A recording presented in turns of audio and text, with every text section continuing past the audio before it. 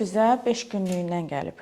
5 günlüyündən anası ilə birgə qəbul etmişik. Anası ilə bir yerdə qalıb bizdə. Artıq 1 yaş 7 aylıq idi. Uşaq evində uşaqlar başladılar xəstələnməyə. Qızdırması olan oldu. Nə bilim, dedilər rotavirusdur da, virusdan. Birinin qızdırması ağrıdı, biri qaytardı, birinin qarnı ağrıdı. Və bəzilərdə bir neçə uşaqda başladılar səpbəyə. Onlardan biri də Ömür oldu. Ömür qızılca oldu. Qızılca olanda başladı səpməyə, qızdırması falan olmağa. Sonra burada lazım olan hər bir şey olundu. Çox da yaxşılaşdı. Ölümündən bir gün əvvəlin videosu da var. Yeyir, amma yaxşı yemir, düzəlib. Sadəcə bir problem o idi ki, zəif yeyirdi də, yəni yaxşı yemək yemirdi. Zəif yediyinə görə də biz anasına bildirdik ki, apara bunu yatızdıraq xəstəxanaya. Bu yaxşı yemir, bu uşaq yaxşı yemir. Anası da bildirdi ki, bəli, gedəyin. Səhərsi gün səhər aparmalıydıq xəstəxanaya. Anası da dedi ki, gedəyin, apardıq yatızdıraq xəstəxanaya. Həmən yatızdırmağa getməmişdən əvvəl başladı uşaq pisləşmə. Həmən an biz skorunu çağırdıq. Qəsəbədə olan skorunu çağırdıq. Bura Şuşaya baxan skorunu çağırdıq və gəldilər. Nə lazımdır burada? Nə bilim, ürək masajı olundu, nəfəs verildi, hər bir şey verildi. Sonra güzgü deyilən bir şey var da, belə onlar tibbi dildə desək. Onu tutdular ağzına, gördülər nəfəs gəlir. Nəfəs gələndə dedilər qoyun maşına. Maşına qoydular, skor maşını ağzına hava bağladılar. Götürdülər xəstəxanaya. Xəstəxanaya çatanda orada bildilər ki, artıq rəhmətə gedib. Bizə bildirirlər ki, niyə həkimə aparmamısınız? Biz, bu uşaq ağır deyildir. Bu uşaq yemirdi, yemədiyinə görə biz bunu apardıq. Hal-hazırda da, məsələn, xəstələnən uşaqlarımız var ki, xəstələniblər, qızdırmaları olub, yəni ömür kimi. Yatızdırmışıq xəstəxanaya. Baxın, infeksiyon da bu dəqiqə yatan uşaqlarımız var. Yəni bizim orada uşaqlarımız var. Bu uşaq da, onlar kimi bu uşaq da gedirdi xəstəxanaya. Sadəcə bunun vəziyyəti pisləşdi. Bunun vəziyyətli pisləşdiyinə görə də skor çağırdıq, skor ilə apardıq. O da yolda rəhmətə getdi. Südünü yeyib, 2 qaşıq da yoğurt, yəni Nutrilak 1 yeyibdi. 2 qaşıq da yoğurt vermişik və ondan sonra danışan uşağı özü bildirdi ki, yatmaq istəyirik. Qoydular yerinə, yatsın. Yatmaq istəyəndə görüblər ki, burası, bu ağız hissəsi göyərir. Bir də gözü çönür. Alıb qucaqlarına 2-ci mərtəbədən, onların yataq otağı 2-ci mərtəbədən qaça-qaça, yəni gətirdilər aşağı ki, bəs bu gör. O anda skoruya zəh vurduq, skoru gəldi. Ona qədər də işçilərimiz burada masaj elədilər ki, hər şey elədilər. Yenə də skoru gəldi, nəfəs verdi, ürək masajı elədi. Götürdülər xəstəxanaya, orada yolda rəhmətə gedib. Bizim uşaqlar ümumi müayinəyə gedirlər. Yəni, ümumi müayinəyə gedir, bütün uşaqlar ümumi müayinəyə gedir, rentgen olur, qan analizləri, hər biri olunur. Çünki bu olunur, 6 aydan beri olunur və Dövlətə Sosial Xidmətlər Agentliyinə məlumat verilir. Onların alt sisteminə yerləşdirilir uşaqların sağlamlığı barədə. O vaxtda, yəni həmən vaxtlarda ömür də onların içində olub, müayinə olub, hər bir şey olubdur. Ömürdə heç bir problem olmayıbdır. Ömürdə də digər uşaqlarda nə oldusa bu bir həftənin içində oldu. Bir həftənin içində tək ömür yox, bütün uşaqlar başladılar xəstələnməyə. Birinin qızdırması oldu, işləmə qusmaya düşdü, qarın ağrısına düşdü. Hamısı zamandan düzəldilər. Hansı ki gördük ki, ağırlaşırlar, yəni bu xəstəxana şəraitində sağalmalıdır. Biz onları yerləşdirirdik infeksiyonaya. Hal-hazırda da infeksiyonada yatan uşaqlarımız var bizim. Valla, nə deyim, uşağın ölümü qalıb bir qıraqda. Yəni uşağın əslində ölümü ilə bağlı dövlətimiz araşdırılır. Yəni prokuratura araşdırır. Hətta o deyir sizə antisanitariya baş verir, gedir. Respublika gemindən, Sabunçu gemindən burada oldular. Və onlar gəldilər, akt tərtib elədilər ki, akt tərtib eləyiblər. O akta, yəni o yayanlar ki, deyir ki, akta antisanitariya baş verib gedirib, o gemin aktına bir baxsınlar da. Yəni mənim, onların deməyinlə deyil ki, əsas Respublikanın gemidir. Gem gəldi, baxdı, burada elə bir şey olmadı. Düzdür, çatışmayan bəzi şeylərimiz oldu və ona dair də bizə akt yazıldı və tapşırıldı da ki, bunlar yerinə yetiriləcək. Bu da bizim borcumuzdur, müəssisə olaraq onları yerinə yetirmək. 30 ömür bala ilə bir yerdə 35 uşaq idi, indi hal-hazırda 34 uşağımız var. Körpə yaşından 18 yaşına kimi uşaqlar var, amma biz sığınacaq olaraq 3 yaşından yuxarı uşaqlar saxlamalıyıq və saxlayırıq da. 3 yaşından aşağı olan uşaqlar aşağı olan uşaqlar anası ilə birgə bizə sığınıblar.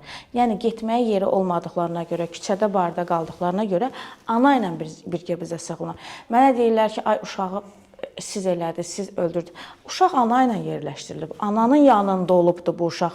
Yəni əgər bizim bu uşağa qarşı bir laqeydliyimiz olsaydı, biz bu uşağı aparmasaydıq, ana bizi yıxıb sürüyərdi, ana bizə hər bir şey deyərdi. Necə ömrün ölümünə kimi heç kim ömürlə maraqlanmırdı, amma indi hamı bizim üstümüzə tökülübdü. Ölüm siz eləmisiniz. Həmçində ana bizim, amma ana bizlə bərabər prokuraturada iştirak eləyib, ana ərizə yazıb, ana bizlə bərabər morqda iştirak eləyib, hətta xəstəxanada ana belə olubdu bizlə bərabər. Yəni, bizdə körpələrin anası yanındadır. Hansı ki, 3 yaşından aşağı uşaqlar var ki, onların hamısının anası yanındadır. Ömrün anasının başqa şeyindən qardaşı, bacısı var. Qardaşı və bacısı ömür nigahdan kənar uşaqdır. Deyirlər, ana niyə çıxıb danışmır? Ömrün var olduğunu kimsə bilmir. Və ki, ona görə də ana çıxıb danışmaq istəmir ki, yəni bu nigahdan kənar uşaqdır, mən çıxıb danışmaq istəmirəm. Təbii ki, onun haqqı da var, biz onu zorla deyə bilmərik ki, danış. O deyir, mən lazımi yerlərə, dövlətə, hər yerə yəni, danışa bilərəm, amma sosiallaşmaq istəmir. Bir çox şayələr var, sosial şəbəkədə yayırlar, şayələr yayırlar. Mən sadəcə onu demək istərdim ki, gəlsinlər, görsünlər, yerində görsünlər, araşdırsınlar və ondan sonra tədbir görsünlər. Bizim hər bir gələn kəsə, yəni qapımız açıqdır, həmçində dövlətimizin qanunların qarşısında boynumuz qılıncdan incədir. Dövlət nəyi bilərsə, nəyi tədbir görərsə, nə qərar verərsə, biz onu qəbul etməyə hazırıq. Əslində burada natəmizlik ola bilməz, çünki biz bura 1 ildir köçmüşük. Bu bizim yeni binamızdır. Burada hər cürə uşaqlar üçün şərait qurulubdur. Yəni hər bir şərait bu uşaqlar üçün var. Bəlkə də onlar dediyi olardı ki, bir müddətdən sonra burada natəmizlik. Amma burada natəmizlik, bura yeni binadır. Burada nə tam natəmizlik ola bilər ki? Yeni binaya köçmüşük, yeni binada hər cür uşaqlar üçün şərait var. Nə üçün natəmizlik deyirlər, onu başa düşmürəm. Natəmizlik və antisanitariya dediklərini də GEM araşdırdı da, GEM gəldi, özü hər şeylə baxdı, maraqlandı və fikrini, həmçində aktını yazdı. Gecə dayəsi var, gündüz dayəsi var, müəllimə var, psixoloq var, yəni hər bir vəzifə üzrə işçilər var burada. 35 uşağa burada işçilər nəzarət edir. Axran var, yəni nəzarətçi var, qoruyucu uşaqları qoruyanlar var. Burada hər şey var. Yaxınları tərəfindən yox, Sosial Xidmətlər Agentliyi tərəfindən uşağa bizə sosial xidmətlər verir. Əvvəllər elə bir qayda qanun var idi, sosial xidmətlər olmayan vaxtda, yəni sosial xidmətlər sonradan açılıbdır. Onda polis bölməsi və icra hakimiyyəti verirdi, həmçində valideyn gətirib verəndə biz qəbul edirdik. Amma indi Sosial Xidmətlər Agentliyi vermədən biz nə uşaq götürə bilirik, nə uşaq köçürdə bilirik. Amma analı uşağı, bəli, analı uşağı götürə bilirik. Çünki analı uşaqlara Sosial Xidmətlər Agentliyi baxmır. Niyə baxmır? Onların alt sistemində valideyn himayəsindən məhrum olmuş uşaqlardır. Düzdür, biz onlara, məsələn, komitəyə xəbər veririk ki, biz belə qəbul etmişik, ana və uşaq qəbul etmişik. Amma onların alt sistemində ana və uşaq olmur. Sadəcə xəbərdar olurlar ki, yəni bu müəssisədə neçə dənə ana uşağı ilə var. O bizim əmr kitabımızda, Nur Uşağevinin əmr kitabında var ki, kitabçasında var ki, biz qəbul etmişik bu qədər ana ilə uşağı. Biz qəbul etmişik valideyn himayəsindən məhrum olmuş, məsələn, bu qədər uşağı və uşaqlar barədə də lazımi yerlərə məlumat vermişik. Monitorinqlər keçirdirlər, maraqlanırlar, Daxili İşlər Naziri, hətta qrajdanski formada gəlirlər, heç bizim xəbərimiz olmadan uşaqları danışdırırlar və ildə bir dəfədə polislərimiz sağ olsun, gəlirlər, yoxlayırlar ki, yəni baş idarədən, Sabunçu rayon baş idarəsindən yoxlayırlar ki, bura necə polislərimiz, əraziyə baxan polislərimiz nəzarət edir. Xəbər vermədən gəlirlər, burada monitorinq edirlər və çağırış edirlər. Onlar bura neçə dəqiqəyə çatdılar və bu uşaqların hansı bir hadisə olarsa burada, o polislərimiz bura neçə dəqiqəyə çatırlar.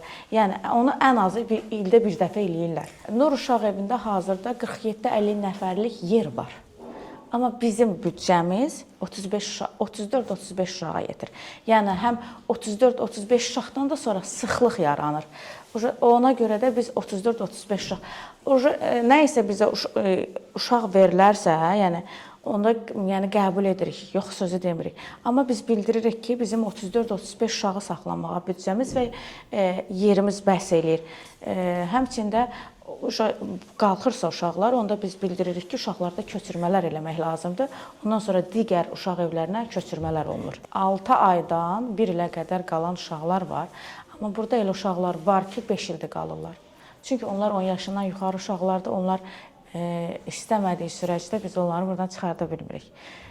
Onlara gəlirlər, Sosial Xidmətlər Agentliyindən xanım danışdırır, psixoloq danışdırır. Onlar bildirirlər ki, siz buradan başqa uşaqlar evlərinə köçürtmə falan, onlar getmirlər. Əgər bizdə valideyn imtina edərsə, yerləşdirilən uşaqdan valideyn imtina edərsə, biz onu dərhal sosial xidmətlərə bildiririk. Onda keçirilir dövlətin öz uşaq evlərinə və orada verilirsə də orada verilir, bizdə yox. Hər biri burada olan uşaqların çoxsu hazırlaşır, universitetə hazırlaşır. Oğlanlarımız var, yəni biri İqtisadiyyat Universitetinə hazırlaşır, İdman Akademiyasına hazırlaşır, ADA Universitetinə hazırlaşan var. Orada həmçində bildirirlər ki, uşaqlarda təhsil, tədris yoxdur. Elə bir şey ola bilməz, məsələn, gəlib maraqlana bilərlər. Uşaqlar Ramana ərazisində olan müxtəlif məktəblərə gedir. Müxtəlif məktəblərə də niyə gedirlər? Çünki uşağın biri gəlir, tutaq ki, yanvar ayında, biri gəlir, tutaq ki, mart ayında.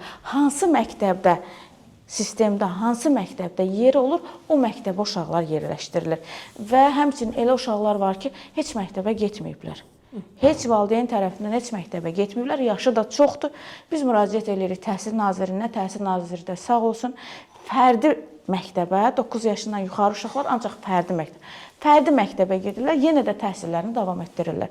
Fərdi məktəbə orada gedirlər, burada da müəllimələrimiz var bizim, ibtidai sinif müəlliməmiz var, digər müəllimələrimiz var. Onlar onları hazırlaşdırır ki, yəni gəlib o yaş dövründəki dərsliklərə çata bilsinlər. Səhər-səhər yerlərindən dururlar, yəni hamı kimi öz otaqlarını özləri yığışdırırlar, əl üzlərini yuyurlar, düşürlər, yeməklərini yeyirlər. Dərsə gedən təbii ki, gedir dərsə. Səhər ismenimiz var, günorta ismenimiz var. Uşaqların yarısı, 18 uşağımız məktəbə gedir bizim. Yarısı sabah gedir, yarısı günorta gedir. Gedənlər gedir məktəbə, qalanlarsa qalır. Dururlar, özləri dərsləri ilə məşğul olurlar. Şirniyyat saatı var, meyvə saatı var, yemək saatı var, əyləncə saatı var, asudə vaxtları var. Yəni ki, çıxırlar dərsliklərinə məşğul olurlar. Hamısı, yəni hər biri nizamlanıbdır burada. Son olaraq demək istərdim ki, şayələrə yox, gördüklərinə inansınlar. Gəlib, yerində araşdırıb, gördüklərinə inansınlar. Necə ki, dövlətimiz araşdırır. Onlar da gəlsinlər, araşdırsınlar. Qanun şahdır, şah da qanundur. Mən başqa heç nə deyə bilmərəm.